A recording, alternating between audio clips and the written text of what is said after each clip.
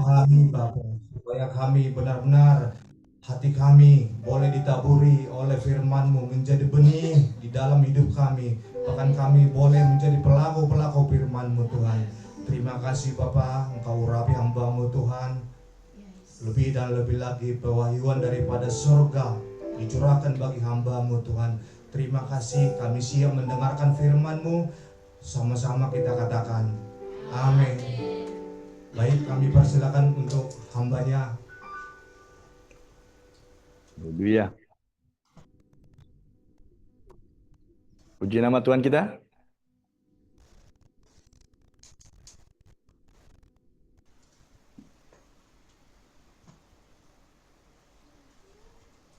Ya. Puji Tuhan, selamat sore. Saudara-saudari yang terkasih, orang-orang yang mengasihi Tuhan,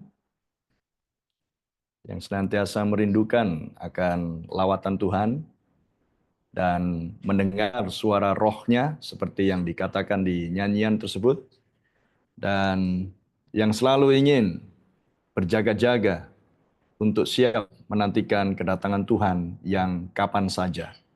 Karena tiada seorang pun yang tahu jam dan hari, tapi Tuhan sudah menyatakan sesuatu yang sangat spesial di akhir zaman ini bagi orang-orang pilihannya untuk segera mengambil umat pilihannya yang dia pilih sebelum dasar dunia ada, untuk segera meninggalkan akan dunia yang penuh dengan kejahatan dan dosa yang bertimbun-timbun.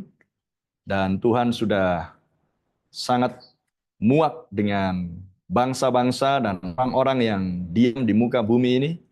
Dan dia sudah menjanjikan bahwa dia akan mendatangkan murkanya, penghakiman yang tidak akan tertahankan lagi untuk membinasakan mereka yang menolak kebenaran firman Tuhan. Tapi kita mengucap syukur bahwa Tuhan sudah menjanjikan sesuatu yang sangat mulia, bahwa orang benar tidak akan turut binasa bersama dengan orang fasik.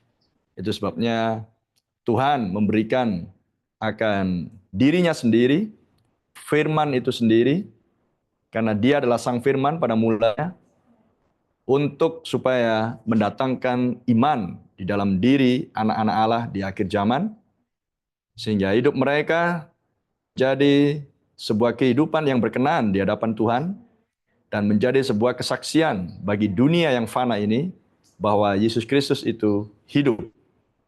Dia yang sudah mati, namun dia yang sudah bangkit, dan dia sekarang hidup selama-lamanya, dan saat ini dia hidup di dalam hidup umatnya. Dan kita bersyukur oleh kasih karunia Tuhan. Saya percaya bahwa segala doa-doa dan air mata yang sudah menetes, maka semuanya itu diperhitungkan Tuhan kepada saudara-saudariku yang ada di Cengkareng maupun di tempat-tempat lain yang sedang terhubung dengan Zoom saat ini.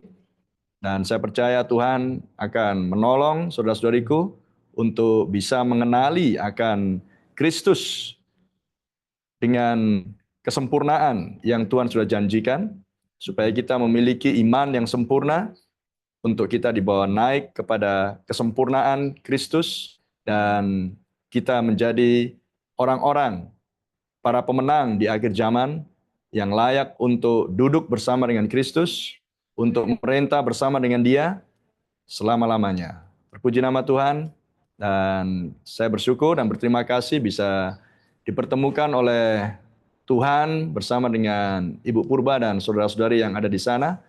Dan saya percaya Tuhan sudah mengatur segala sesuatunya untuk maksud membawa saudara-saudari yang ada di Cengkareng secara khusus dan yang mengikuti melalui Zoom untuk mengenal Kristus dengan lebih dalam lagi, dan menjadi suatu umat yang direstorasi, yang dipulihkan, untuk dibawa kembali kepada kesempurnaan gambar Sang Anak, dan menjadi sebuah gereja yang mulia, yang tak bercacat, yang tak bernoda dan tiada kerut, mempelai wanita Yesus Kristus, istri Sang Anak Domba Allah. Haleluya, terpuji nama Tuhan. Dan kalau sore ini kembali saya bisa menyampaikan firman Tuhan kepada saudara-saudariku semuanya, kita bersandar saja kepada Roh Kudus, Karena hanya dialah seorang yang bisa mengajarkan firman-Nya, dan dia seorang yang akan bisa mendatangkan pewahyuan dan pengertian, sehingga telinga rohani kita mampu mendengar apa yang dikatakan Roh, dan dia seorang yang bisa memahatkan setiap firman itu ke dalam loh-loh hati saudara-saudariku semuanya. Sehingga kita akan bertumbuh di dalam kasih karunia Tuhan, kita akan menyadari dan tahu bahwa kita adalah bagian dari gereja yang mulia, mempelai wanita Yesus Kristus di akhir zaman ini. Terpuji nama Tuhan, dan sebelumnya kita akan berdoa sejenak untuk kita akan membaca nas kitab suci kita pada sore hari ini. Mari kita tundukkan kepala dan hati kita. Bapa Surgawi, terpujilah Engkau ya Tuhan. Kami ucapkan syukur pada sore hari ini. Kami berada di dalam kondisi Tuhan untuk menjadi siap, untuk melihat kedatangan-Mu ya Bapa. Engkau yang menjanjikan bahwa Sang Anak akan datang di pertemuan di angkasa, di awan-awan, untuk mengambil mempelai wanita-Mu yang ada di bumi Tuhan. Dan untuk dibawa masuk ke dalam sebuah pesta pernikahan, perjamuan kawin malam anak domba Allah. Dan itu sebabnya Tuhan, Engkau memberikan firman-Mu, Engkau mengirimkan firman-Mu sendiri ya Tuhan, untuk membawa kami dipersiapkan sebagai orang-orang yang akan melihat kedatangan-Mu, dan yang akan mengenakan sebuah tubuh yang sama seperti yang Kau kenakan Tuhan. Dan saat ini Tuhan, firman-Mu hendak dinyatakan, dan biarlah firman-Mu disampaikan di dalam kekuatan ilahi-Mu, oleh dorongan Roh Kudus dan di bawah urapan Roh Kudus-Mu, sehingga apapun yang disampaikan Tuhan, maka itu akan berhasil sebagaimana yang disuruhkan, dan bertumbuh di dalam setiap hati tanah yang dipredestinasi untuk menerima firman-Mu yang adalah benih itu sendiri Tuhan. Dan bertumbuh untuk menghasilkan sebuah pohon buah yang besar dan menghasilkan buah yang lebat dan manis pada musimnya. Kami berada di akhir zaman, dan Yesus katakan bahwa akhir zaman adalah masa penuaian. Dan itu sebabnya Tuhan, kami mohonkan Engkau, Sang Tuhan akan pengusaha tanah itu sendiri, Sang petani yang baik. Maka biarlah Tuhan, Engkau yang akan menolong setiap individu, setiap pribadi untuk bisa mendapatkan firman-Mu di dalam porsi yang sudah Engkau tentukan, dan menolong hamba-Mu di bawah urapan Roh Kudus-Mu untuk menyampaikan porsi firman bagi pelayanan pada sore hari ini Tuhan. Terpuji nama-Mu Bapa, berkati umat-Mu, berkati orang-orang-Mu, dan berkati usaha-usaha hamba-Mu, dan kami mohon Roh Kudus-Mu yang mengerjakan semuanya. Hamba berserah sepenuhnya ke dalam tangan-Mu, dan hamba mohonkan semuanya di dalam nama Tuhan Yesus Kristus yang mulia. Terpujilah Engkau Tuhan, kiranya Engkau mengabulkan setiap permohonan, setiap doa, dan setiap kebutuhan. Haleluya, amin. Puji nama Tuhan. Sekali lagi selamat sore semuanya. Tuhan berkati kita dimanapun saudara-saudariku berada. Dan saya akan bacakan lagi dari kitab Wahyu pasal 1.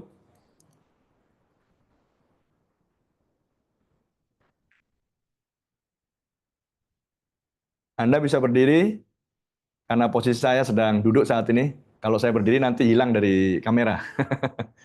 Ya, karena saya tidak berada di gereja di Medan, sehingga segala sesuatunya sudah tertata di sana, tapi tidak akan pernah mengurangi akan kuasa Roh Kudus untuk menyampaikan firman-Nya bagi orang-orang yang mengasihi Tuhan dan yang mempersiapkan diri untuk melihat kedatangan Tuhan Yesus. Kita baca di Wahyu pasal 1. Inilah Yesus Kristus yang dikaruniakan Allah kepadanya, supaya ditunjukkannya kepada hamba-hambanya apa yang harus segera terjadi, dan oleh malaikatnya yang diutusnya, ia telah menyatakannya kepada hambanya Yohanes. Yohanes telah bersaksi tentang firman Allah dan tentang saksian yang diberikan oleh Yesus Kristus, yaitu segala sesuatu yang telah dilihatnya. Ayat 3, diberkata ia yang membacakan dan mereka yang mendengarkan perkataan-perkataan nubuat ini, dan menuruti dan yang melakukan apa yang ada tertulis di dalamnya, sebab waktunya sudah dekat. Terpuji nama Tuhan, silakan duduk. Tuhan memberkati pembacaan firman-Nya.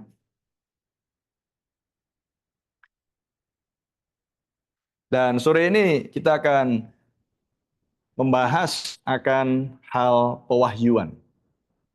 Pewahyuan dalam bahasa Yunani adalah apokalips. Artinya adalah sesuatu yang sebelumnya tersembunyi, sesuatu yang sebelumnya terselubung, tapi yang kemudian dibukakan. Jadi kita tahu bahwa Tuhan menyembunyikan kebenaran firman-Nya bagi orang pandai dan bijaksana, tetapi yang mewahyukan atau menyingkapkannya kepada bayi-bayi yang mau belajar. Dan Tuhan ingin supaya kita adalah seperti yang dikatakan Rasul Petrus, bayi-bayi yang selalu menginginkan susu yang murni. Dan itu artinya adalah orang-orang yang selalu menginginkan akan firman yang murni. Dan firman yang murni adalah firman yang tidak akan bercampur dengan penafsiran manusia. Tidak akan bisa bercampur dan tidak akan bercampur dengan ide-ide manusia. Dan kita sadar bahwa kita hidup di era, di masa ketika kepintaran manusia sudah sangat tinggi. Dan kita berada di masa seperti di zamannya Nuh, karena teknologi sudah sangat tinggi. Dan itu menunjukkan bahwa kepintaran manusia sudah menjadi sangat diagung-agungkan, didewakan. Itulah sebabnya Anda melihat bagaimana sekolah-sekolah dibuat sehebat mungkin untuk mengajari anak-anak menjadi orang-orang yang pandai. Tetapi Tuhan justru memilih orang-orang yang sederhana. Orang-orang yang hanya mau percaya saja kepada setiap firman Allah. Karena Tuhan tidak bisa dihampiri dengan pendidikan kita. Tuhan tidak bisa dihampiri dan dikenal melalui intelektual dan kecerdasan manusia. Tuhan hanya bisa dihampiri dan dikenal oleh iman. Dan iman adalah pewahyuan. Rasul Paulus katakan di kitab Korintus, kita bukan berjalan oleh apa yang terlihat, karena yang terlihat itu sifatnya sementara, tetapi orang percaya berjalan oleh iman. Berjalan melihat hal-hal yang tak terlihat. Dan itulah iman. Karena pada sore hari ini, saya dan Anda, saudara-saudariku, bisa saling melihat. Tetapi kita tidak melihat Yesus Kristus di sini. Tetapi sesuai dengan perkataan Tuhan Yesus, Dia berkata, di mana 2-3 orang berkumpul di dalam namaku, aku hadir di tengah-tengahnya. Ada amin? Kita tidak melihat Tuhan Yesus Kristus, tetapi iman saya, iman Anda percaya bahwa Dia hadir di ibadah ini. Haleluya. Sekalipun mata jasmani saya tidak melihat kehadiran Tuhan kita Yesus Kristus. Terpuji nama Tuhan. Jadi iman adalah sebuah pewahyuan. Dan apokalips dalam bahasa Yunani, pewahyuan adalah sesuatu yang sebelumnya terselubung, yang tersembunyi, namun kemudian dibukakan, disingkapkan. Itulah sebabnya kitab yang terakhir yang ditempatkan oleh Roh Kudus di Alkitab disebut dengan kitab Wahyu. Artinya adalah sesuatu yang terselubung, yang tersembunyi, namun Tuhan di akhir zaman akan membukakannya, menyingkapkannya. Dan Tuhan Yesus katakan, tidak ada yang rahasia yang tidak akan dibukakan, tetapi hanya Kristus yang bisa membukakannya.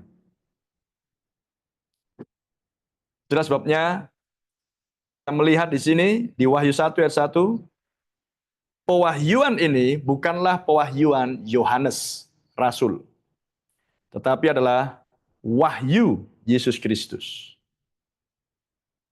Dan jika dikatakan ini adalah wahyu Yesus Kristus, itu artinya adalah Kristus yang sebelumnya tersembunyi dan tidak dikenali kehadirannya, maka sekarang tiba waktunya dia harus memperkenalkan dirinya, dia harus membukakan dirinya, dia harus menyatakan dirinya kepada kelompok golongan manusia yang tinggal di bumi yang sudah ditentukan oleh Bapa sebelum dunia ada.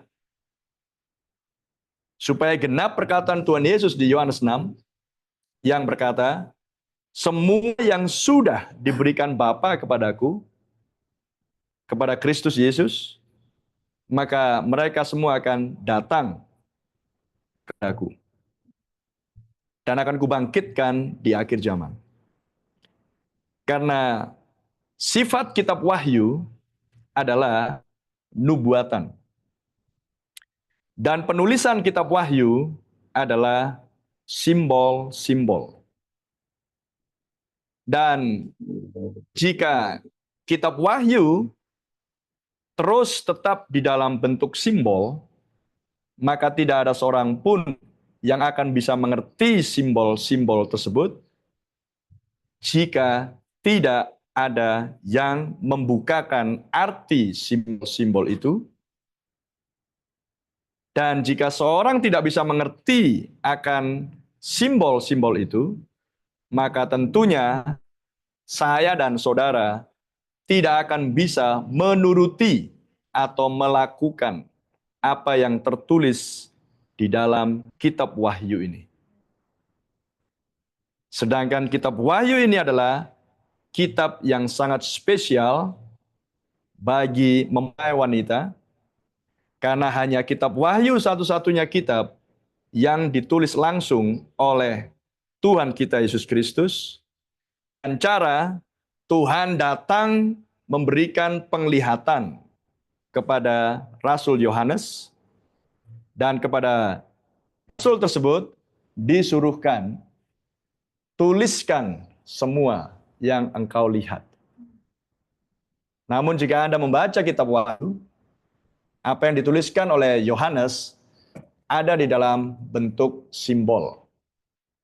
Jadi, betapa pentingnya bagi kita yang hidup di akhir zaman, yang hidup di masa ketika Yesus akan datang yang kedua, untuk kita mengerti simbol-simbol, supaya kita bisa melakukan apa yang disuruhkan Tuhan kita Yesus Kristus, yang tertuang di dalam kitab Wahyu, sehingga kita menjadi orang-orang yang diberkati.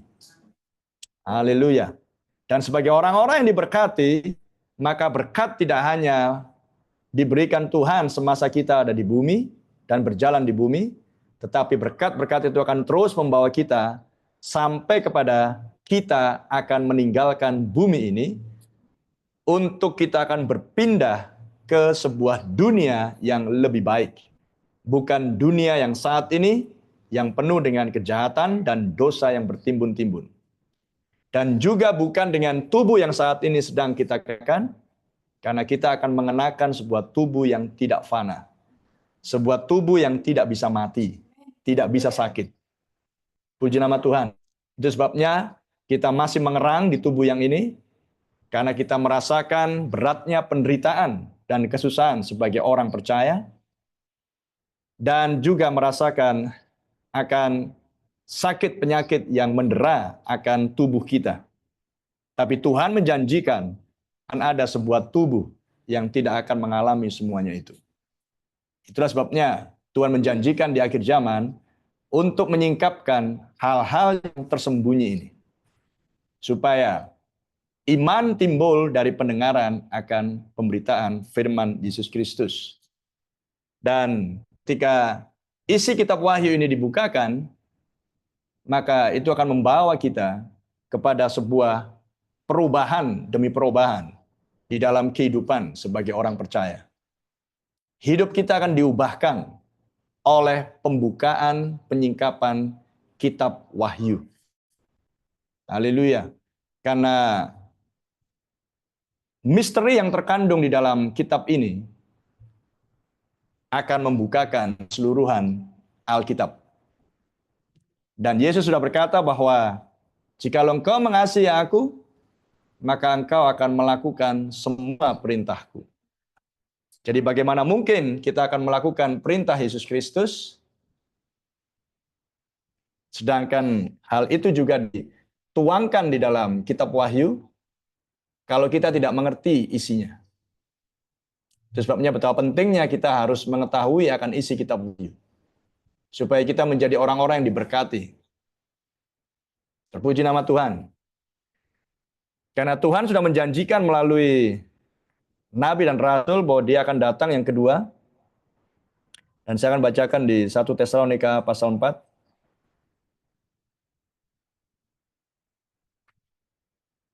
Ayat 16.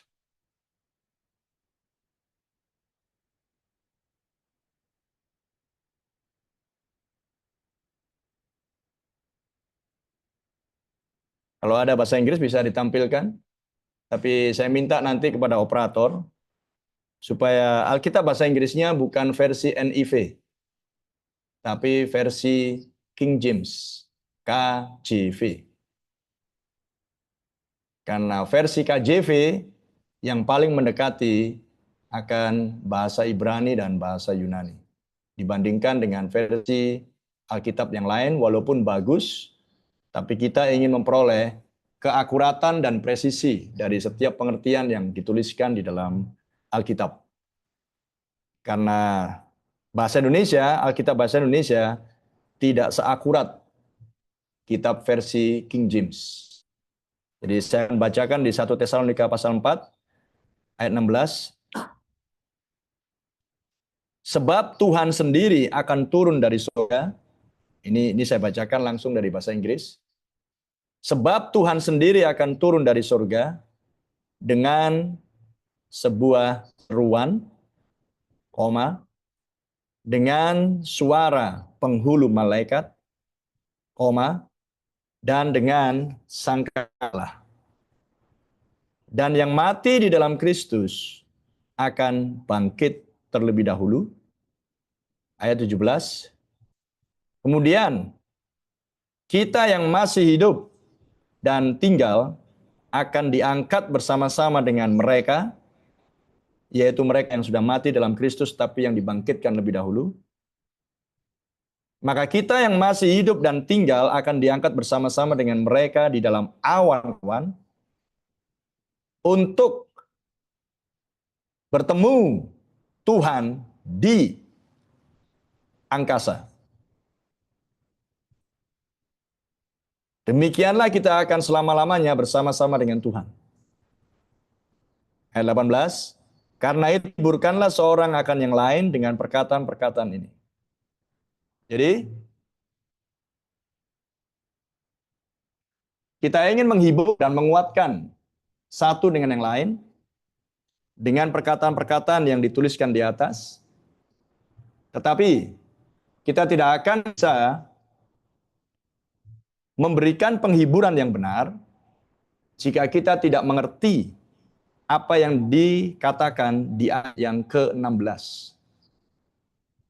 Karena ayat 16 adalah terkait dengan kedatangan Tuhan yang kedua.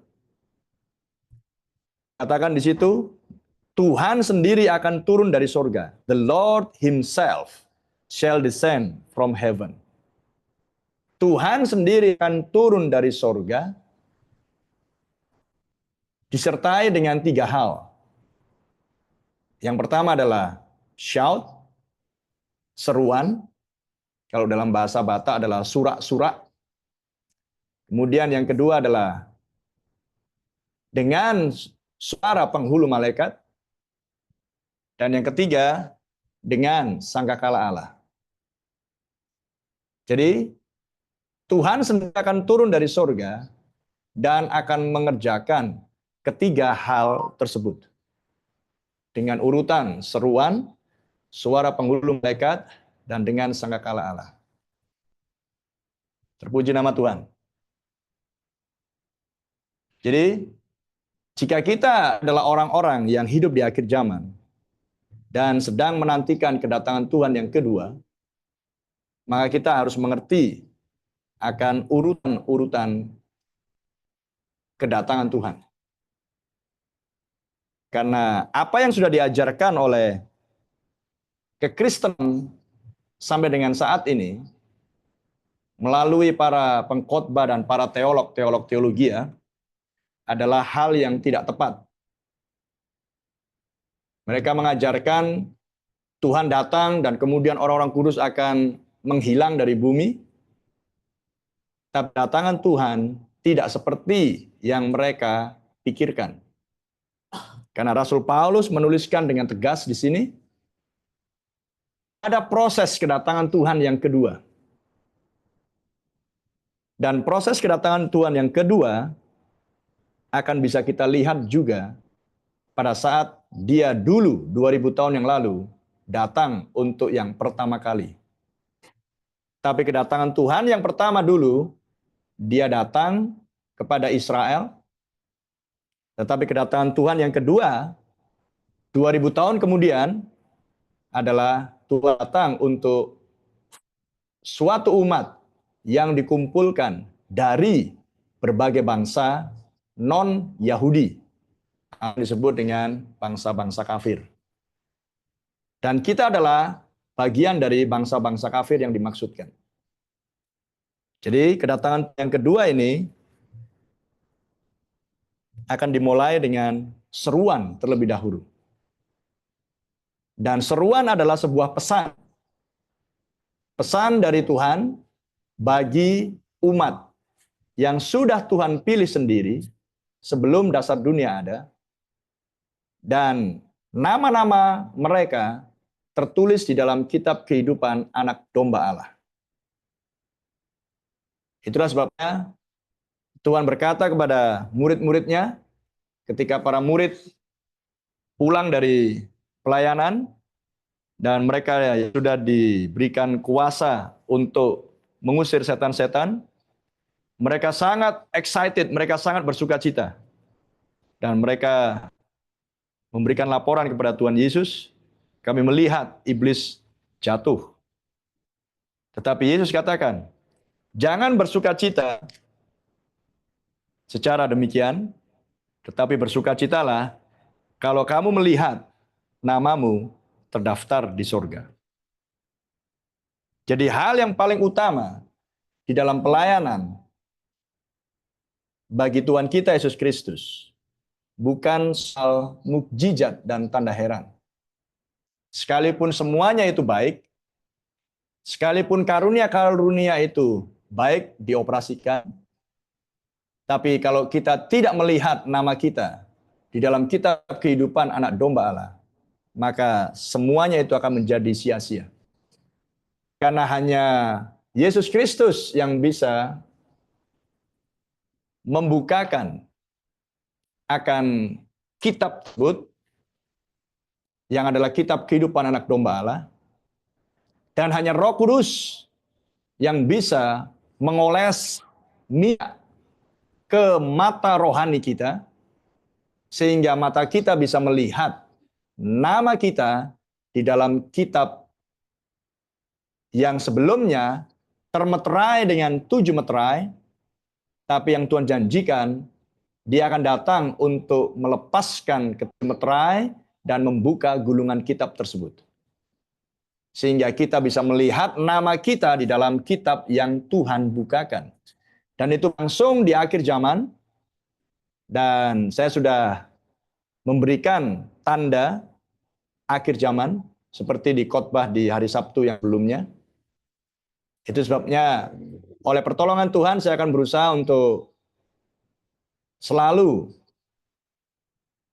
mengaitkan dengan khotbah-khotbah yang sebelumnya supaya saudara-saudari bisa mengikuti dengan sistematis, berurutan. Dan semuanya saya percaya oleh pertolongan Tuhan. Dan kitab yang hendak dibukakan oleh Tuhan ketika dia turun dari sorga, dan itu terkait dengan penggenapan dari bagian yang pertama, tahapan yang pertama, yaitu adalah seruan, yang adalah sebuah pesan. Dan kitab itu disebutkan di Wahyu pasal 5.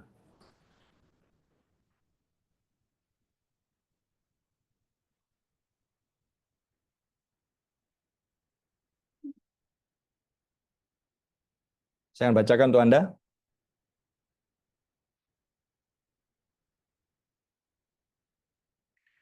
Maka aku melihat di tangan kanan dia yang duduk di atas tahta itu, sebuah gulungan kitab yang ditulisi sebelah dalam dan sebelah luarnya, dan dimeterai dengan 7 meterai.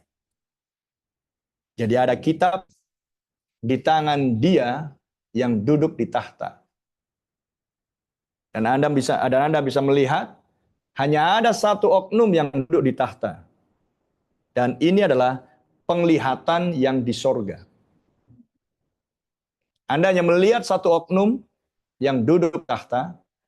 Anda tidak melihat 3 pribadi seperti yang diajarkan oleh para kaum pengikut ajaran Trinitas atau Tritunggal, di mana mereka mengajarkan Tuhan itu adalah 3 pribadi di dalam satu.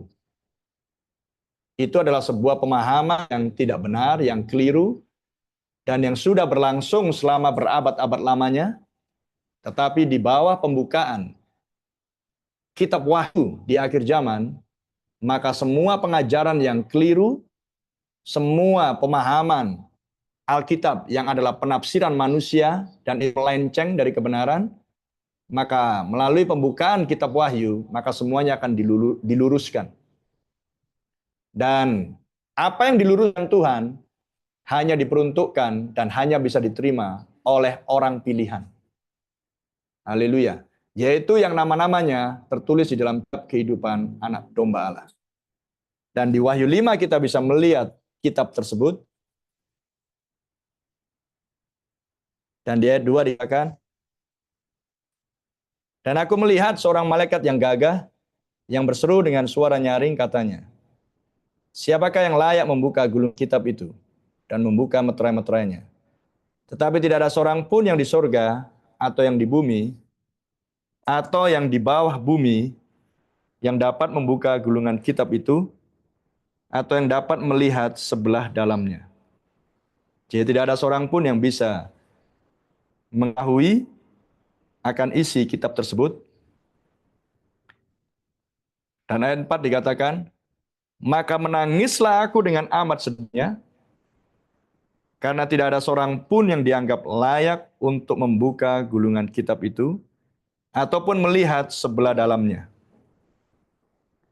Lalu berkatalah seorang dari tua-tua itu kepadaku, jangan engkau menangis, sesungguhnya singa dari suku Yehuda, yaitu tunas Daud, telah menang. Sehingga ia dapat membuka gulungan kitab itu dan membuka ketujuh meterainya. Siapakah singa dari suku Yehuda? Selain Tuhan kita Yesus Kristus. Haleluya. Karena dia sudah mengalahkan neraka, mengalahkan dunia, mengalahkan segala hal yang berasal dari iblis, mengalahkan dosa, dan dia beroleh kemenangan di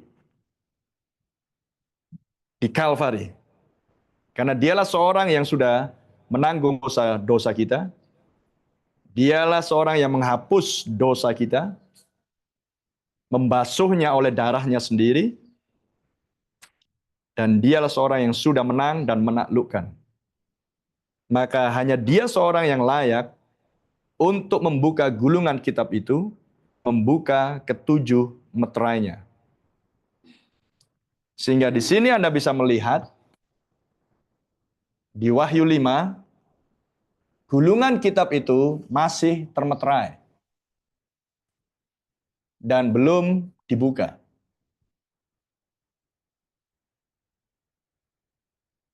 Dan di sini kita bisa melihat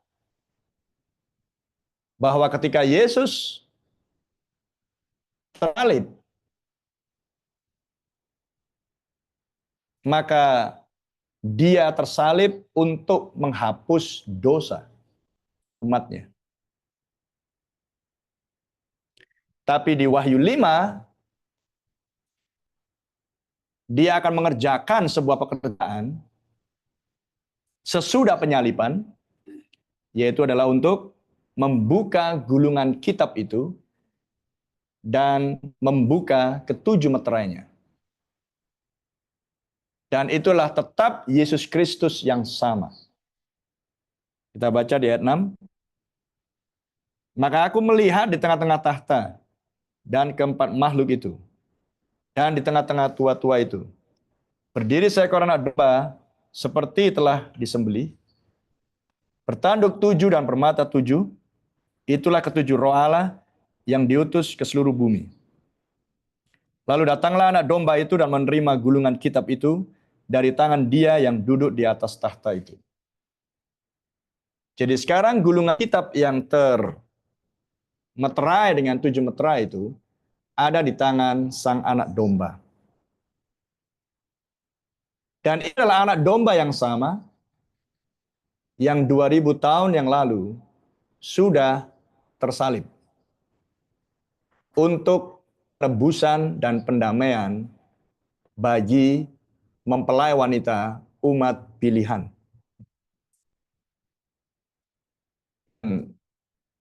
Saya ingin supaya saudara-saudari mengerti bahwa kedatangan Yesus yang pertama dulu adalah untuk menghapus dosa umatnya dengan menumpahkan darahnya sendiri. Sehingga dia rela untuk dibunuh dan mati dan tersalib.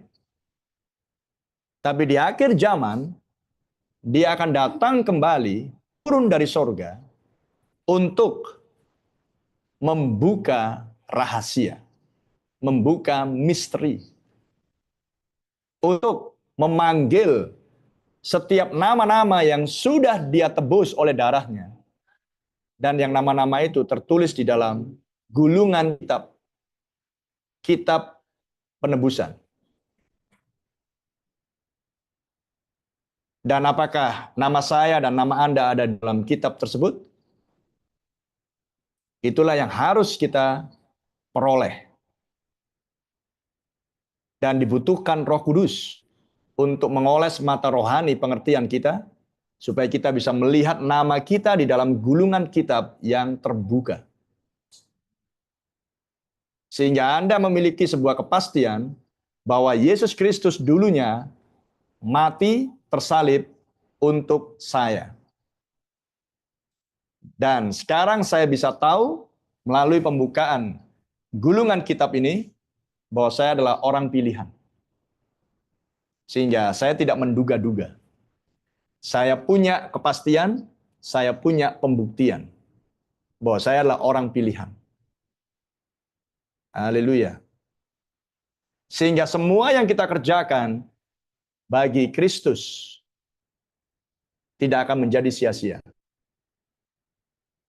Semua doa-doa dan jerih lelah Anda selama sekian puluh tahun lamanya mengikut Yesus tidak menjadi sia-sia. Karena kita sekarang di zaman ini bisa mengenali kehadiran Tuhan kita Yesus Kristus, seorang yang dilihat oleh Yohanes di dalam penglihatan yang besar itu, bahwa dia akan datang yang kedua, maka dia akan datang terlebih dahulu membuka rahasia firman. Membuka gulungan kitab itu dan buka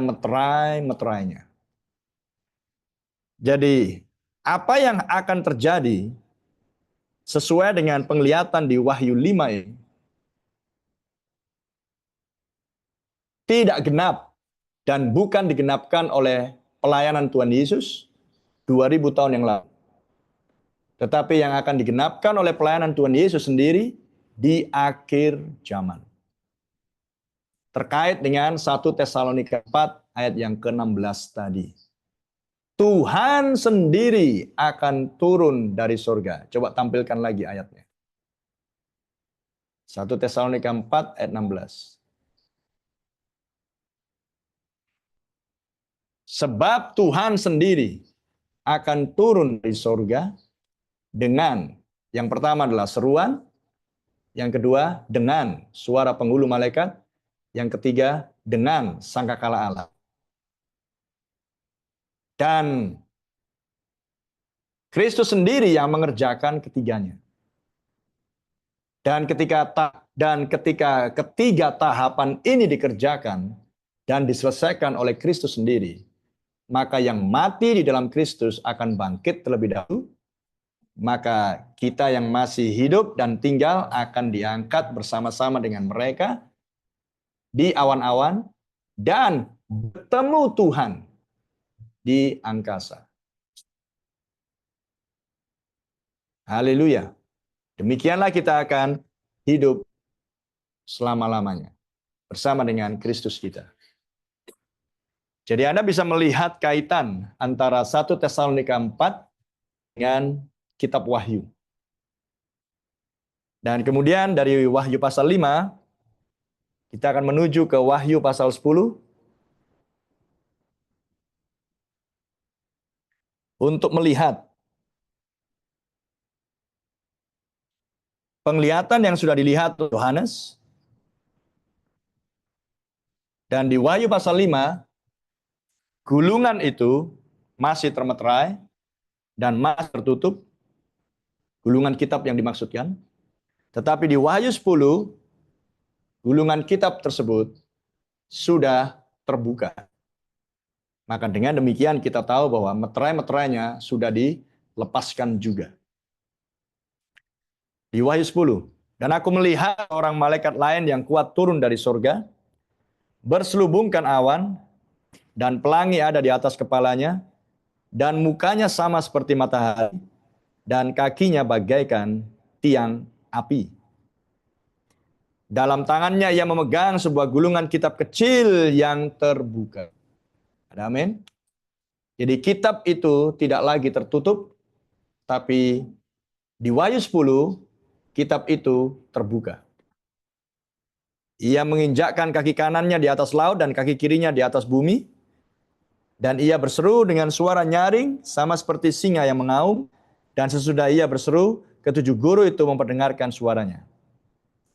Dan sesudah ketujuh guru itu selesai berbicara, aku mau menuliskannya, tetapi aku mendengar suatu suara dari surga berkata, meteraikanlah apa yang dikatakan oleh ketujuh guru itu, dan janganlah engkau menuliskannya.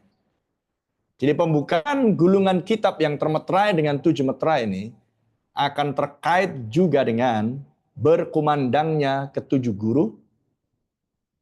Yohanes mendengar suara ketujuh guru, tapi dia dilarang untuk menuliskan. Jadi tersingkapnya gulungan kitab tersebut akan terkait juga dengan pelayanan Kristus turun dari surga ke bumi untuk membukakan rahasia ketujuh guru. Dan bagaimana Tuhan menyingkapkan rahasia atau misteri ketujuh guru yang dilarang dituliskan oleh Yohanes, bahkan meteraikan Yohanes. Meteraikan berarti adalah menjadikan firman yang didengar oleh Yohanes, firman itu adalah firman yang tidak tertulis. Itu sebabnya Anda tidak bisa menemukan dimanapun tentang 7 guru. Hanya tertulis di Wahyu pasal 10. Dan menjadikan misteri ketujuh guru ini menjadi misteri rahasia besar. Dan yang akan dikerjakan sendiri oleh Tuhan kita Yesus Kristus pada waktu yang telah ditentukan di akhir zaman. Dia sendiri yang turun dari sorga untuk membukakan rahasia besar ini. Dan ketika rahasia ini dibukakan, akan mendatangkan iman pengangkatan. Sehingga saudara-saudari umat pilihan akan berada di dalam kondisi untuk siap diangkat, rapture. Jadi tanpa pembukaan rahasia ini, mustahil seseorang akan dibawa naik ke dalam pengangkatan.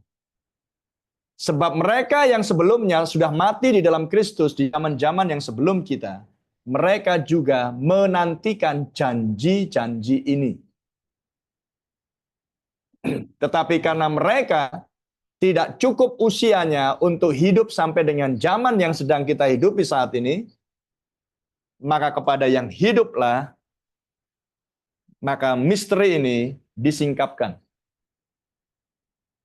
Untuk menjadikan penantian bagi mereka yang mati di dalam Kristus sempurna adanya. Sehingga mereka yang mati di dalam Kristus yang sudah hidup di zaman yang sebelum kita akan beroleh juga bagian di dalam kebangkitan yang pertama.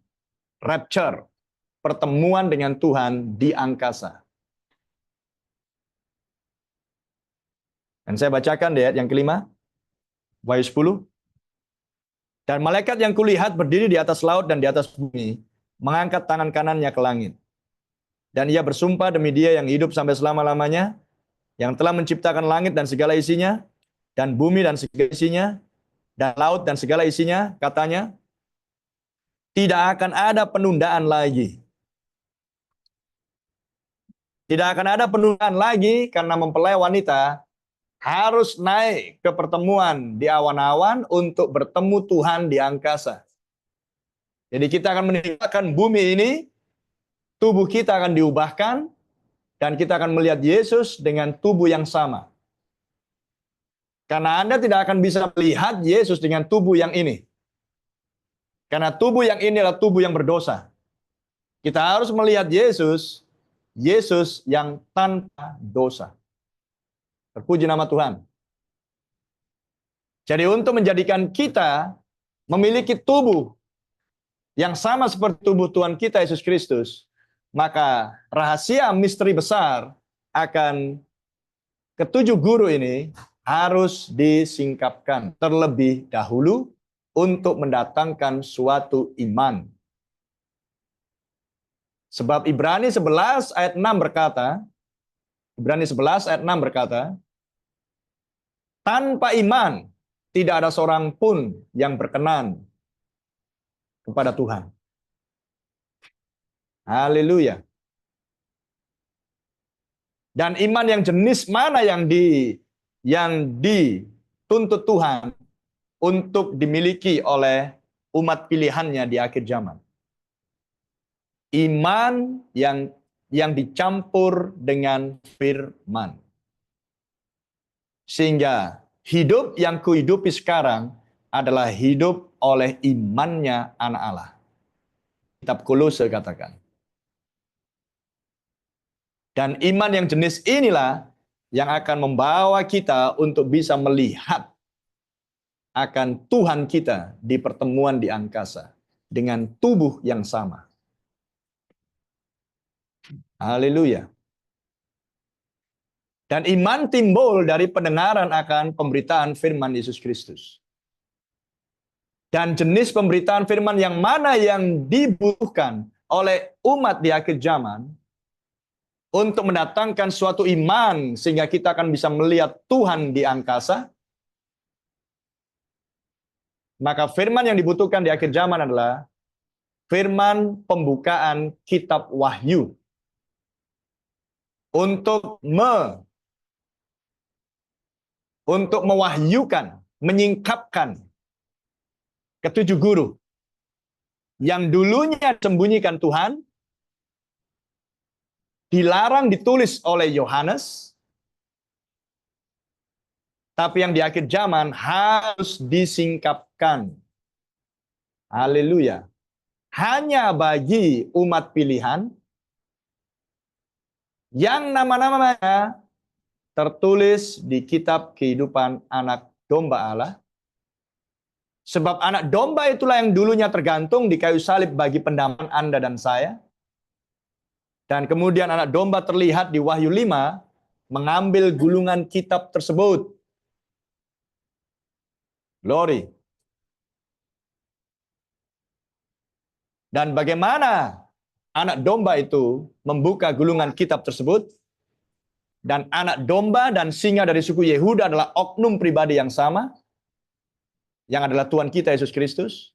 Bagaimana caranya anak domba itu membuka gulungan kitab dan melepaskan meterai-meterainya? Ayat 7, Wahyu 10 memberikan jawaban. Tetapi pada waktu bunyi sangkakala dari malaikat yang ketujuh, tapi di dalam bahasa Inggrisnya tuliskan seperti ini. Tetapi pada hari-hari suara dari malaikat yang ketujuh, ketika dia akan mulai memperdengarkan suaranya, maka misteri atau rahasia Allah akan genap. Seperti yang telah ia beritakan kepada hamba-hambanya, yaitu para nabi. Jadi, Anda melihat di sini, bagaimana caranya anak domba Allah, yang adalah Tuhan kita Yesus Kristus, membuka rahasia itu. Yaitu dengan cara mengutus malaikat. Malaikat dalam bahasa Yunani artinya adalah angelos, yang artinya adalah seorang yang diutus. Dan sesuai dengan ayat 7 ini, malaikat yang diutus itu adalah malaikat yang ketujuh. Nanti saya akan terangkan kenapa disebut malaikat yang ketujuh. Maka dengan tampilnya malaikat yang ketujuh di bumi, maka malaikat yang ketujuh akan menyelesaikan tahapan yang pertama dari kedatangan Tuhan yang turun dari surga. Dan tahapan yang pertama itu adalah seruan. Dan seruan itu adalah sebuah pesan yang disampaikan oleh Tuhan sendiri melalui pelayanan malaikat yang ketujuh,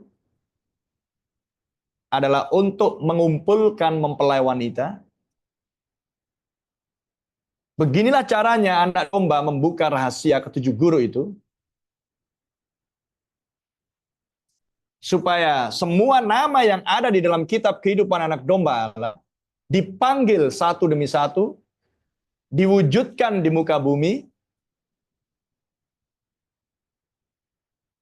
dan kita disatukan di dalam Kristus oleh sebuah pesan, seruan yang keluar dari mulut malaikat yang ketujuh, yang tidak lain adalah pelayanan anak domba itu sendiri untuk membuka dan melepaskan ketujuh meterai dan membuka gulungan kitab tersebut.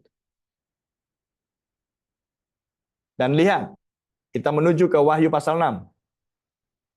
Bagaimana anak domba itu membuka meterai-meterai. Anda baca di Wahyu pasal 6 secara komplit di rumah.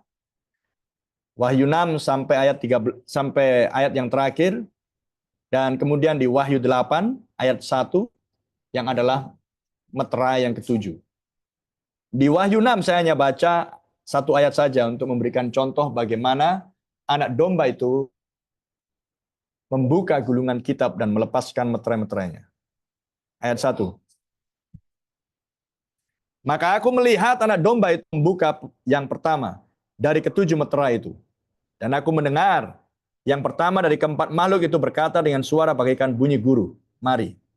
Jadi Anda melihat di sini, setiap meterai akan dimulai dengan anak domba membuka meterai. 1, 2, 3, 4, 5, 6, dan 7. Jadi anak domba sendiri yang membuka.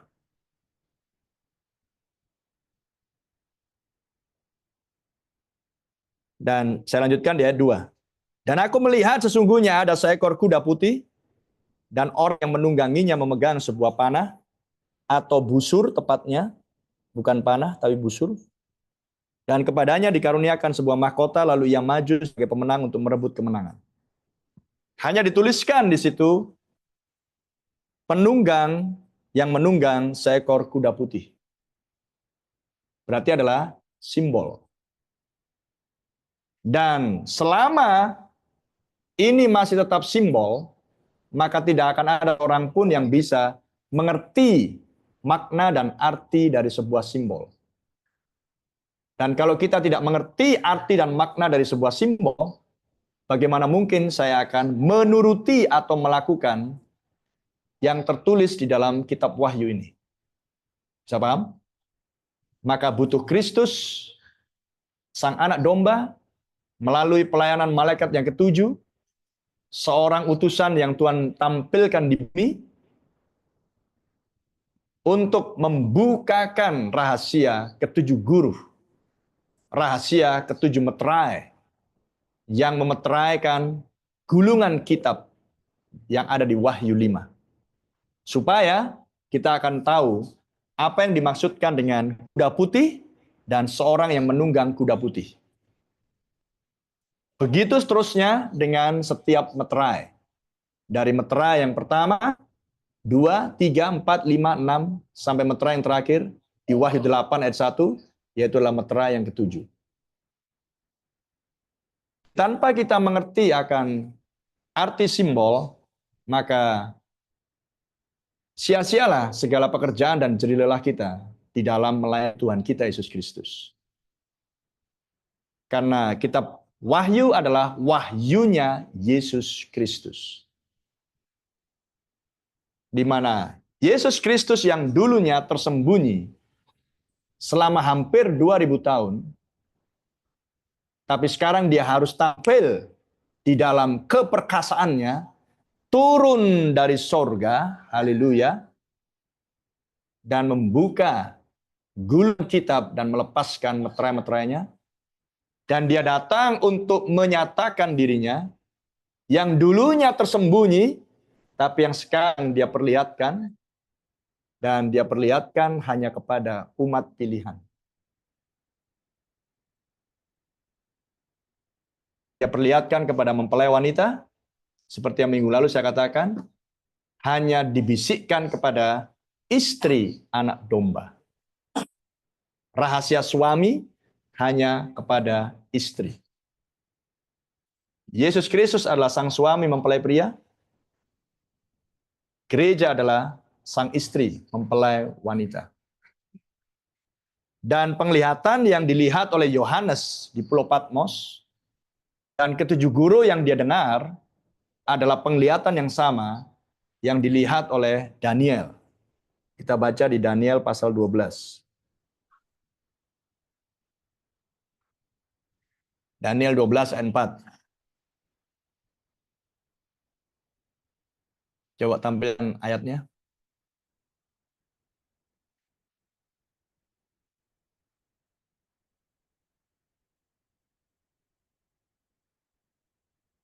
Tetapi engkau, Daniel, sembunyikanlah segala firman itu dan meteraikanlah kitab itu sampai pada akhir zaman, sebab banyak orang akan menyelidikinya dan pengetahuan akan bertambah.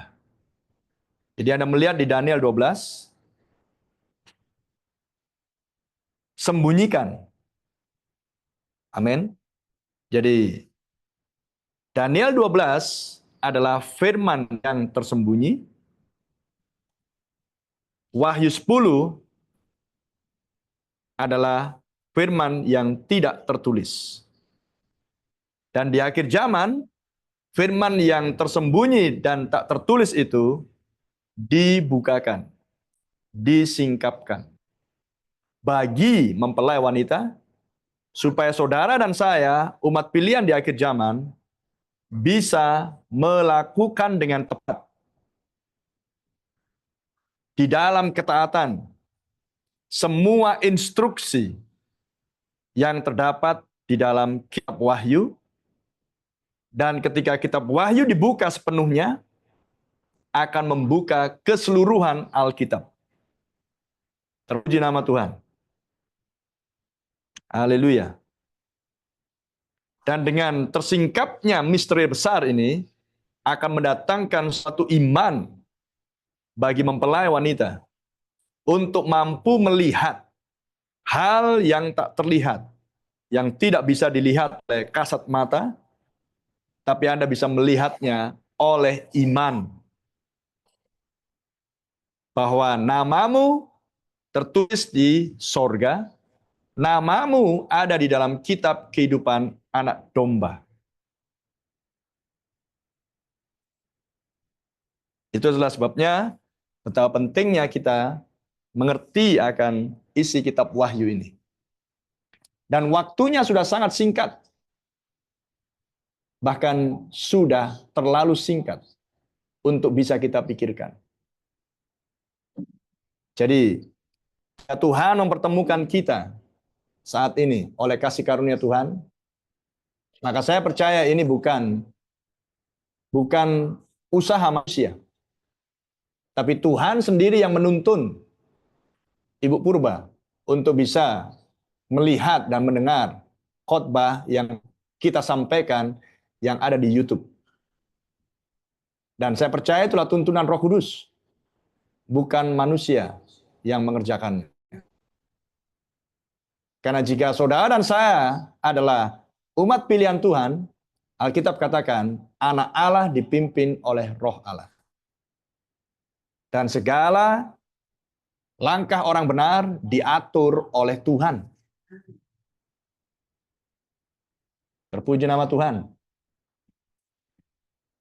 Jadi Anda bisa melihat sekarang kaitan dari kitab Wahyu, kitab Daniel, 1 Tesalonika 4, kitab Ibrani, dan kita akan hubungkan dengan kitab-kitab yang lain oleh pertolongan Roh Kudus.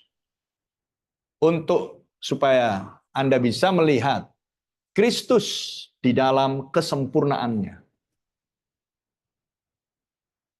Bahwa dialah seorang yang dulunya hadir di zamannya Nuh. Dan yang memberikan perintah kepada Nuh untuk membangun sebuah bahtera, sebuah jalan keselamatan bagi Nuh. Sebelum Tuhan mencurahkan murkanya dalam rupa air bah. Dan yang kemudian membinasakan semua manusia dan semua binatang. Tetapi Nuh bersama dengan 7 orang masuk ke dalam bahtera dan mereka menjadi selamat.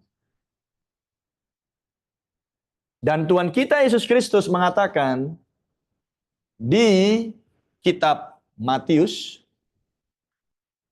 pasal 24 di ayat yang ke-37, Tuhan Yesus memperingatkan kepada kita, apa yang dulunya terjadi di zaman Nuh akan terulang lagi di akhir zaman. Pada saat kedatangan Tuhan yang kedua. Dan ingat, ketika kita membaca 1 Tesalonika 4 ayat 16 tadi, itu adalah rahasia atau misteri kedatangan Tuhan yang kedua. Dia turun dari surga dengan seruan, kemudian suara penghulu malaikat, dan yang ketiga adalah sangkakala Allah. Jadi, sebagaimana kedatangan Tuhan yang kedua, kedatangan dia akan seperti pada zamannya Nuh. Kita baca di Matius 24 ayat 37. Sebab sebagaimana halnya pada zaman Nuh, demikian pula halnya kelak pada kedatangan Anak Manusia. Anak manusia tidak lain adalah Tuhan kita Yesus Kristus. Dan nanti saya akan terangkan kenapa Tuhan memakai istilah anak manusia. Karena yang biasanya lazim dipakai di kekristenan adalah Yesus anak Allah. Tapi di sini Tuhan tidak memakai anak Allah, tapi memakai istilah anak manusia. Ada sebuah misteri di dalam istilah yang dipakai tersebut. Dan oleh kasih karunia Tuhan kita akan terangkan di pertemuan-pertemuan yang berikutnya. Dan dikatakan di sini, sebagaimana halnya pada zaman Nuh, demikian pula halnya kelak pada kedatangan Anak Manusia. Dan lihat, dituliskan di ayat 37 sebagai kelanjutan ayat 36. Dan ayat 36 adalah tentang hari dan jam tidak seorang pun yang tahu, malaikat-malaikat di surga tidak, dan anak pun tidak, hanya Bapa sendiri. Ini adalah rahasia misteri kedatangan Tuhan yang tidak ada seorang pun yang tahu. Tetapi Yesus Kristus tidak akan memberikan kebingungan bagi umat pilihannya. Makanya dia sebutkan di ayat 37. Sebab sebagaimana halnya pada zamannya Nuh, demikian pun halnya kelak pada kedatangan Anak Manusia. Jadi apa yang Tuhan tunjukkan di sini adalah tidak ada seorang pun yang tahu jam dan hari. Tapi tentang kedatangan Tuhan, perhatikan tanda-tanda zaman. Ketika Anda melihat zaman ini sama seperti pada zamannya Nuh, itu berarti Anak Manusia, Yesus Kristus, sedang menggenapkan 1 Tesalonika 4 ayat 16. Tuhan sendiri turun dari surga untuk membuka rahasia. Dan dengan pembukaan rahasia firman ketujuh guru yang di Wahyu 10, maka itu mendatangkan iman pengangkatan bagi umat pilihan Tuhan, supaya akan masuk ke dalam kasih karunia pengangkatan, dan itulah bahtera Nuh di zaman ini. Sehingga umat pilihan di akhir zaman tidak akan turut binasa bersama dengan orang-orang fasik, karena kita sudah berada di akhir zaman. Ayat 38 dikatakan di situ. Sebab sebagaimana mereka pada zaman sebelum air bah itu, sebelum air bah datang, apa yang mereka lakukan? Makan dan minum, kawin dan mengawin, sampai kepada hari Nuh masuk ke dalam bahtera. Dan lihat ayat 39. Hal yang paling sangat mengerikan terjadi. Dan mereka tidak tahu akan sesuatu. Anda tadi menyanyikan sebuah pujian yang di liriknya dikatakan berjaga-jaga. Tapi lihat apa yang dikatakan oleh Tuhan Yesus di ayat 39. Dan mereka tidak tahu akan sesuatu sebelum air bah itu datang dan melenyapkan mereka semua, demikian pula lah halnya kelak pada kedatangan Anak Manusia. Jadi mereka yang tidak mengenali kehadiran Kristus di zamannya Nuh, dan bahwa bahtera itu adalah simbol atau berbicara akan Yesus Kristus, maka mereka yang tidak mau mendengar perkataan dan mentaati dan menerima Nuh sebagai nabi Tuhan di zaman itu, maka mereka semua binasa.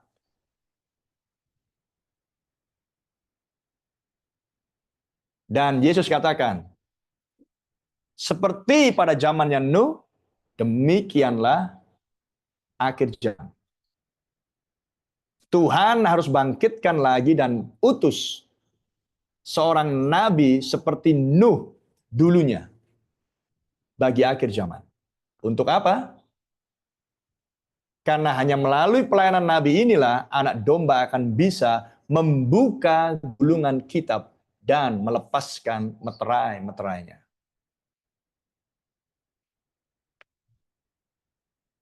Itulah pelayanan malaikat yang ketujuh yang dituliskan di Wahyu 10 ayat 7.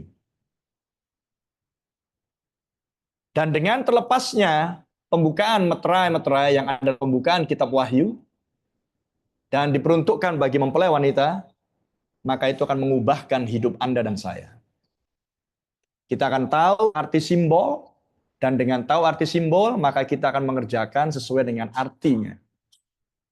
Dan kita tidak lagi menjadi buta, dan kita akan tahu bagaimana seharusnya berjaga-jaga. Haleluya. Sehingga kita tidak akan turut binasa ketika Tuhan akan mendatangkan api untuk menjatuhkan penghakiman atas bangsa-bangsa dan mereka yang diam di bumi.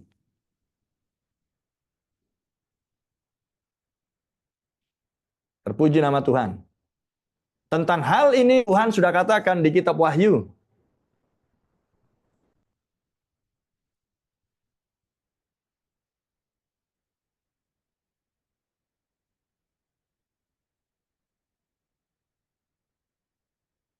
Di kitab Wahyu pasal 11 ayat 14,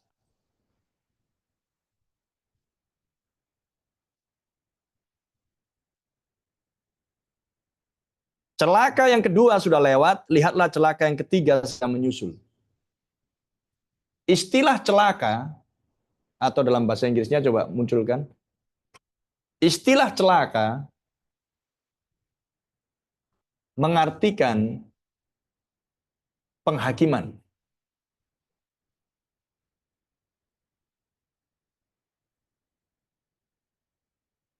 Mengartikan kesusahan yang menimpa mereka yang diam di bumi.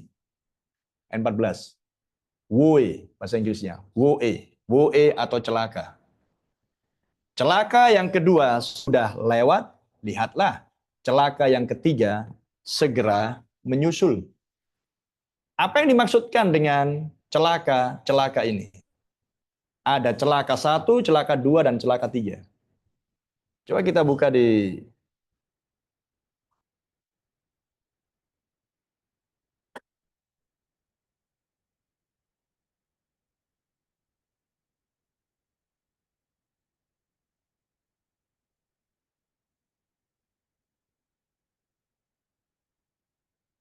Wahyu 9 ayat 12.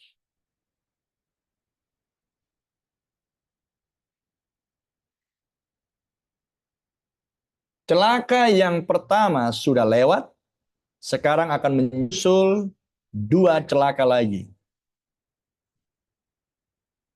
Dan di Wahyu 11 ayat 14, celaka yang kedua sudah lewat dan lihatlah celaka yang ketiga segera menyusul.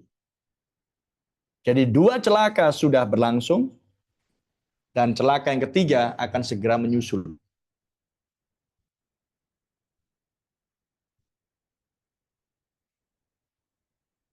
Itu di Wahyu 9.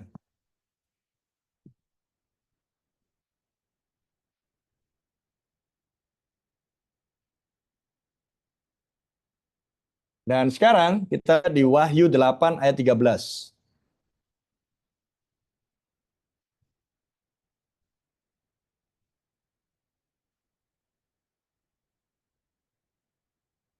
Wahyu 8 ayat 13.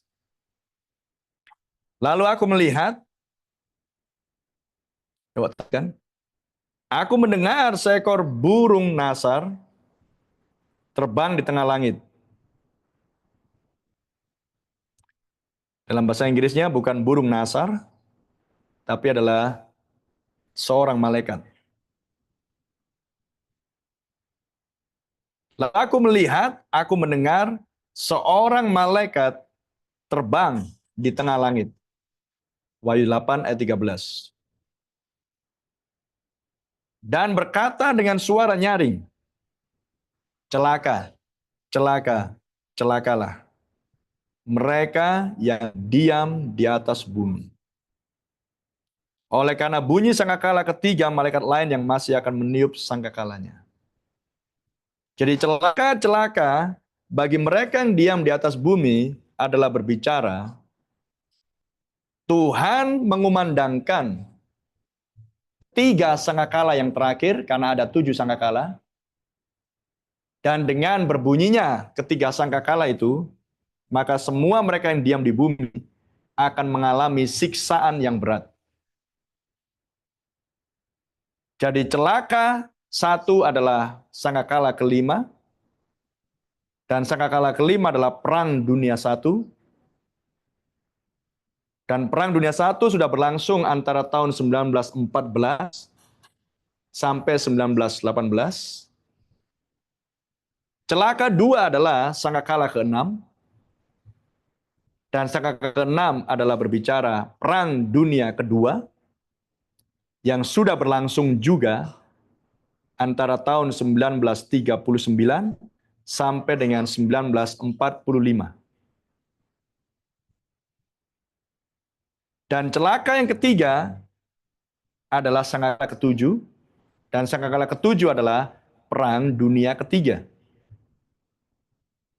Dan Perang Dunia Ketiga belum berlangsung, tapi akan segera menyusul.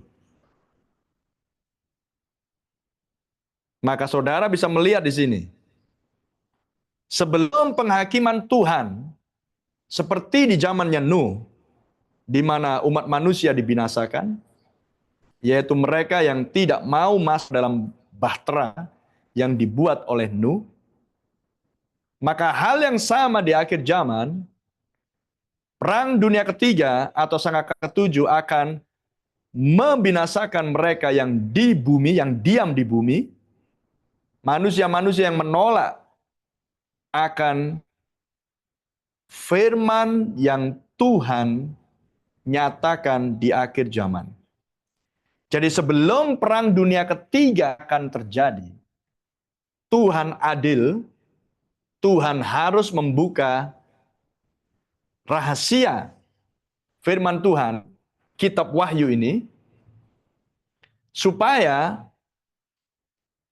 umat pilihan akan mengenali kehadiran kita Yesus Kristus dengan cara penyingkapan rahasia, dan umatnya dibawa masuk ke dalam bahtera spiritual, bahtera rohani yang adalah Kristus sendiri, dan menjadi selamat. Sehingga ketika celaka yang ketiga atau Perang Dunia Ketiga berlangsung di bumi, maka umat pilihan Tuhan, mempelai wanitanya, tidak turut binasa. Bersama dengan mereka yang diam di bumi, yang tidak mengenali kehadiran Yesus Kristus, yang sudah turun dari sorga dengan tiga hal tadi: seruan, suara penghulu malaikat, dan sangkakala Allah. Sama seperti pada zamannya Nuh, demikianlah kelak halnya kedatangan anak manusia. Dan inilah zaman yang dimaksudkan. Sebab, perhatikan, Perang Dunia Kedua atau celaka dua atau sangkakala ke-6 sudah berlangsung antara 1939 sampai dengan 1945. Dan apa yang terjadi sesudah tahun 1945? Sejarah besar berlangsung di Palestina, yaitu berdirinya sebuah negara yang berdaulat, yang merdeka, yang diakui oleh PBB, dan negara itu tidak lain adalah negara Israel. Dan berdirinya negara Israel adalah menggenapkan nubuatan yang diucapkan Tuhan Yesus di Matius pasal 24 juga, yaitu di ayat yang ke-32.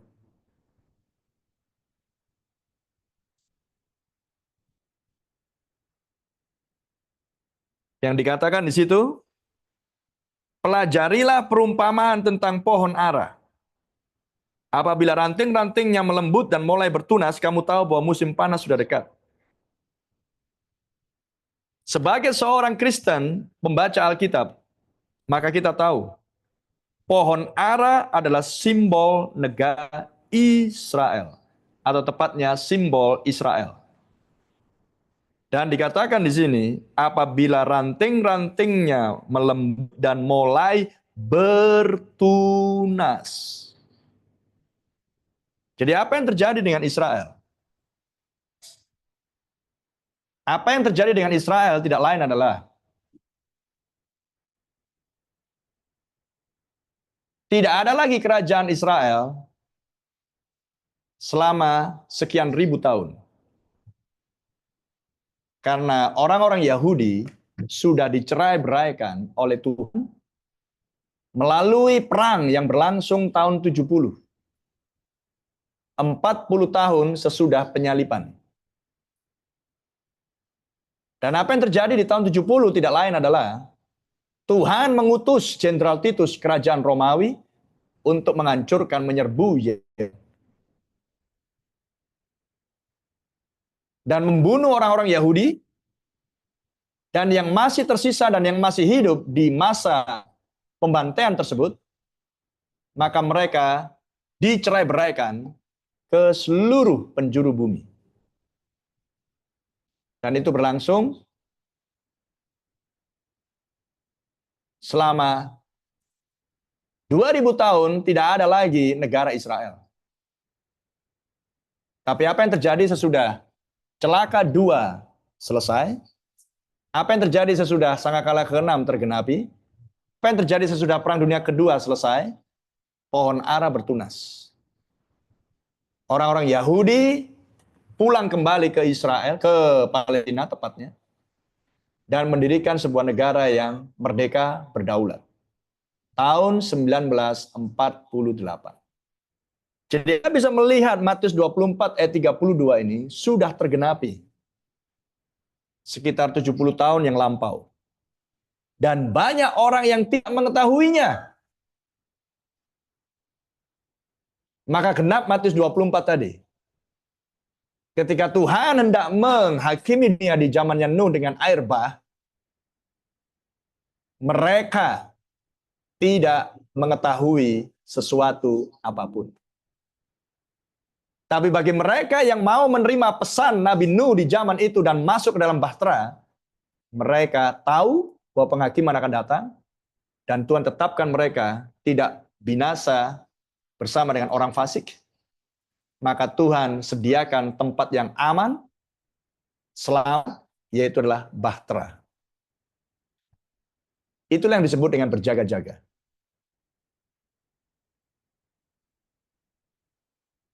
Jadi, di zaman ini, untuk Anda bisa berjaga-jaga, dan supaya tidak turut binasa bersama dengan dunia ini, adalah kita harus masuk ke dalam penyingkapan rahasia, kitab Wahyu. Dan siapa yang bisa membuka kitab Wahyu tidak lain adalah Sang Anak Domba Allah. Dan Sang Anak Domba Allah tidak lain adalah Tuhan kita Yesus Kristus. Dia yang 2000 tahun yang lalu, Sang Anak Domba tersembelih untuk pendamaian Anda dan saya, bagi mempelai wanitanya, darahnya membeli, darahnya membasuh, darahnya mengampuni. Tapi sekarang, dia datang di kedatangan yang kedua, untuk membuka rahasia. Rahasia penebusan yang sudah dia kerjakan. Dan apa yang dia hendak kerjakan hari-hari terakhir ini. Jadi di sini Anda bisa menempatkan bahwa antara selesainya Perang Dunia Kedua dan akan berlangsungnya Perang Dunia Ketiga, Tuhan menggenapkan nubuatan kitab suci. Tuhan membuka rahasia misteri firman yang tersembunyi di zaman Daniel dan firman yang tak tertulis di penglihatan Yohanes di Wahyu 10. Oh, sangat mulia apa yang Tuhan kerjakan. Sesuatu yang melampaui akal pikiran manusia, tetapi yang Tuhan sediakan bagi orang-orang yang Dia kasihi.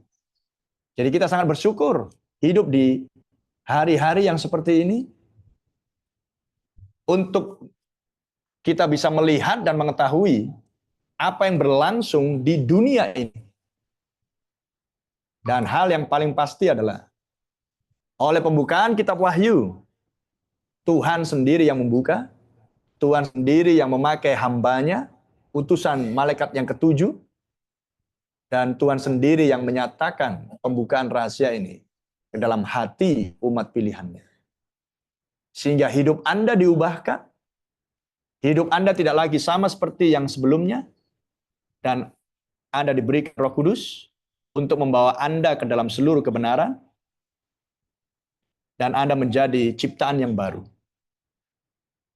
Dan Anda tahu apa yang dimaksudkan dengan berjaga-jaga. Karena tidak ada seorang pun yang tahu jam dan hari kedatangan Tuhan. Tetapi sebelum Tuhan datang untuk mengambil umatnya, membangkitkan mereka yang mati di dalam Kristus dan mengubahkan kita yang masih hidup untuk bertemu Tuhan di angkasa, maka Tuhan harus menyediakan jalan, dan jalan itu adalah membuka isi kitab Wahyu. supaya tampil lagi suatu umat seperti yang dulunya ada di bumi, yang lahir di Yerusalem sesudah penyalipan Sang Anak Domba, yang disebut dengan gereja Alfa atau gereja mula-mula. Dan sekarang kita harus menjadi gereja akhir zaman. Dan kualitas dan kehidupan kita harus sama seperti gereja yang awal. Terpuji nama Tuhan. Itu yang disebut dengan restorasi. Itu yang disebut dengan pemulihan. Kita kembalikan lagi kepada pengajaran yang murni, yang dulu sudah disampaikan oleh para rasul. Tapi yang kemudian hilang. Tapi yang di akhir zaman, aku akan memulihkan. Yoel 2 ayat 25. Oh, terpujilah nama Tuhan. Dan bagaimana Tuhan memulihkan? Dengan cara membuka kitab Wahyu. Menyingkapkan suara ketujuh guru yang di Wahyu 10 ayat 3 dan 4. Melalui pelayanan malaikat yang ketujuh. Amin. Terpuji nama Tuhan. Karena kitab Wahyu adalah wahyu Yesus Kristus sendiri. Haleluya. Wahyu Yesus Kristus sendiri. Hanya dialah seorang yang layak untuk membuka yang tersembunyi, yang rahasia. Dan tidak ada manusia yang bisa melakukan hal itu. Tetapi Tuhan harus memakai manusia untuk menjadi penyambung lidah. Amin. Dan kita baca di kitab Wahyu lagi. Wahyu 1. Untuk mengakhiri. Di ayat yang ketiga. Diberkatilah ia yang membacakan dan mereka yang mendengarkan kata-kata nubuat ini. Jadi nubuat atau profetik adalah sesuatu yang akan datang. Dan apa yang dilihat oleh Yohanes adalah apa yang akan dikerjakan oleh Yesus Kristus di zaman-zaman yang akan datang. Dan penulisan kitab Wahyu ini berlangsung selama sekitar 2 tahun, yaitu adalah antara tahun 95 dan 96. Itu adalah di abad-abad awal Masehi. Dan kita sekarang berada di abad 21. Maka sudah ada rentang waktu selama sekitar 2000 tahun. Dan selama 2000 tahun itu juga Tuhan mengerjakan sesuatu. Dan apa yang Tuhan sudah kerjakan selama rentang waktu 2000 tahun sampai dengan abad 21, abad 20 dan 21, itu yang dituliskan sebagai sebuah nubuatan, dan itulah yang dituliskan oleh Yohanes. Seperti yang dikatakan di Wahyu 1 ayat 11.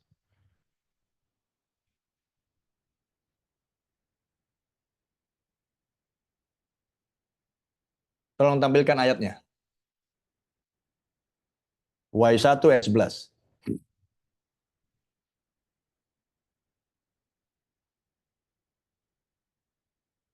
Perhatikan baik-baik. I am Alpha and Omega. Aku adalah Alpha dan Omega, yang awal dan yang akhir. Nah, ini yang hilang dari bahasa Indonesia. Bahasa Indonesia tidak tertulis, akulah Alpha dan Omega, yang awal dan yang akhir. Ini penting untuk memberitahukan kepada saudara, siapakah oknum yang bisa mengklaim dirinya adalah Alfa dan Omega, yang awal dan yang akhir, selain Tuhan kita Yesus Kristus, Sang Anak Domba. Ada amin? Jadi dia yang mengatakan ini tidak lain adalah Tuhan Yesus Kristus sendiri. Dia memperkenalkan dirinya sebagai yang awal dan yang akhir, Alfa dan Omega. Nah, 2000 tahun yang lalu sesudah penyalipan di Yerusalem, lahirlah gereja Alfa, gereja mula-mula, gereja yang awal. Lantas, Di manakah gereja Omega, gereja yang akhir? Maka gereja Omega atau gereja yang akhir harus tampil di akhir zaman tentunya. Dan tanda akhir zaman sudah saya tunjukkan tadi, bahwa dengan berakhirnya Perang Dunia Kedua, maka apa yang terjadi? Orang-orang Yahudi yang sebelumnya tercerai-berai, maka oleh Perang Dunia Kedua, mereka berbondong-bondong, berduyun-duyun, kembali lagi ke Palestina, dan mendirikan sebuah negara yang berdaulat yang disebut dengan negara Israel. Pohon ara bertunas. Maka demi melihat Israel berada di Palestina saat ini, maka itu menunjukkan bahwa Tuhan harus membuka rahasia firman-Nya yang ada di kitab Wahyu untuk hasilkan lagi sebuah gereja seperti yang awal dan yang disebut dengan gereja Omega atau gereja yang akhir. Amin. Dan di ayat 11 ini, Yesus memperkenalkan dirinya dengan cara yang seperti ini. Aku adalah Alfa dan Omega, yang awal dan yang akhir. Dan perhatikan perintah yang diberikan Tuhan Yesus kepada Rasul Yohanes. Apa yang engkau lihat, tuliskanlah di dalam sebuah kitab. Dan kirimkanlah kepada ketujuh jemaat ini. Ke Efesus, ke Smyrna, ke Pergamus, ke Tiatira, ke Sardis, ke Philadelphia, dan ke Laodikia. Glory. Jadi, Yohanes sudah melihat dan diberikan penglihatan tepatnya oleh Yesus Kristus. Apa yang dilihat Yohanes adalah hal-hal yang akan terjadi, yang akan dikerjakan oleh Tuhan kita Yesus Kristus di zaman-zaman yang mendatang. Dan penglihatan ini berlangsung tahun 95 dan 96, dan sekarang kita berada di tahun 2024, maka apa yang dulunya dilihat oleh Yohanes, bagi kita yang sekarang, bukan lagi akan datang, tapi sedang berlangsung. Tapi bagi Yohanes, itu adalah akan datang. Tapi bagi kita di tahun ini, di abad 21, adalah sedang berlangsung. Jadi dengan demikian, tanpa pembukaan penyingkapan rahasia kitab Wahyu, maka Anda dan saya mustahil akan tahu zaman yang sedang kita hidupi dan janji kedatangan Tuhan di akhir zaman. Tapi puji Tuhan, Tuhan tidak gagal dengan janjinya. Tuhan turun dari sorga dengan gulungan kitab terbuka di tangannya di Wahyu 10 dan menyingkapkan rahasia firman itu dan diberikan kepada umat pilihannya. Supaya hidup Anda diubahkan dan hidup Anda menjadi siap untuk melihat kedatangan Tuhan yang kedua. Haleluya. Sehingga dengan demikian Anda terluput dari penghakiman yang akan segera dicurahkan Tuhan ke atas bangsa-bangsa, yaitu mereka yang diam di bumi. Yaitu mereka yang sudah menolak akan Kristus di zaman ini. Amin. Karena mereka lebih menyukai hidup di dalam kegelapan daripada hidup di dalam terang, sesudah terang dinyatakan. Terpuji nama Tuhan.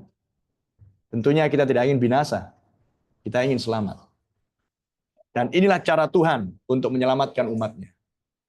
Dia membukakan rahasia firman-Nya di kitab Wahyu, supaya apa yang tertulis di kitab Wahyu, maka umat pilihannya akan bisa mengerjakannya di bawah urapan Roh Kudus.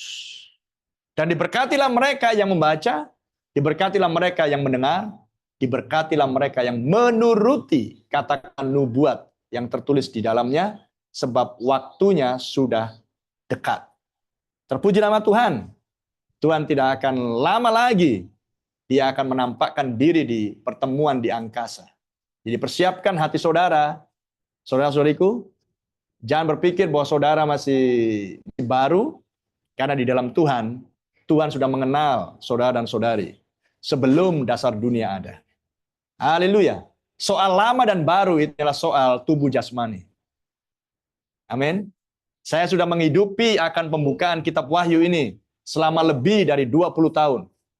Dan itu sebabnya Tuhan perkenankan saya untuk bisa membagikan hal-hal hidup yang kekal ini kepada saudara dan saudariku yang dikumpulkan Tuhan di Cengkareng saat ini. Dan juga di banyak tempat yang lain yang mengikuti Zoom pada sore hari ini.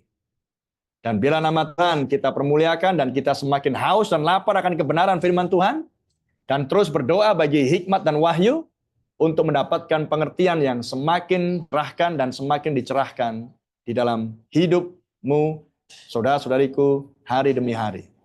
Dan saya percaya Roh Kudus akan menolong kita semuanya. Tuhan berkati Anda semuanya, dan kita akan bertemu di minggu depan di dalam kehendak dan waktu dan kasih Tuhan. Dan kita berdoa sejenak untuk mengakhirkan penyampaian firman Tuhan pada petang sore hari ini. Bapa Surgawi, terpujilah Engkau Tuhan. Biarlah Engkau yang memberkati segala usaha-usaha hamba-Mu untuk membagikan Tuhan akan firman-Mu yang mulia yang sudah Engkau bukakan di zaman ini Tuhan. Dan hamba-Mu bersama dengan umat yang sudah Engkau kumpulkan sampai dengan saat ini di wilayah Indonesia secara khusus. Dan sudah menikmati akan pembukaan rahasia firman ini selama sekian puluh tahun lamanya Tuhan. Dan menjadikan kami orang-orang yang tidak lagi sama dengan dunia ini. Tetapi orang-orang yang menyadari bahwa kami berasal dari atas. Dan kami akan kembali ke atas. Dan kami akan turun kembali ke bumi untuk memerintah bersama dengan Engkau Tuhan.